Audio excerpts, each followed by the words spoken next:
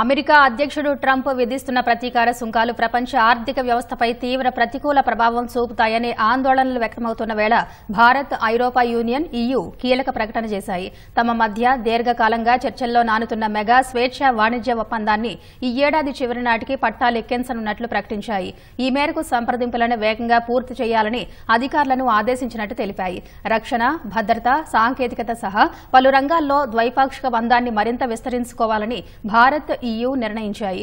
2 రోజుల పర్యటన కోసం భారత్ వచ్చిన EU కమిషన్ అధ్యక్షురాలు ఉర్సులా వాన్ డెర్ లెయన్ ఢిల్లీలో ప్రధాని మోదీతో భేటీ అయ్యారు. తమ సన్నిహిత మిత్ర దేశాలైన జపాన్, దక్షిణ కొరియాతో కుదుర్చుకున్న తరహాలో భారత్తోనూ భద్రత, రక్షణ ఒప్పందాలను బలోపేతం చేసుకోవాలని భావిస్తున్నట్లు లెయన్ తెలిపారు. ద్వైపాక్షిక భాగస్వామ్యానికి మార్గదర్శనం చేసే రోడ్ మ్యాప్ను ఇప్పటికే సిద్దం చేశామని, తదుపరి భారత్, EU శిఖరాగ్ర సదస్సులో దాన్ని ఆవిష్కరిస్తామని ప్రధాని మోదీ తెలిపారు.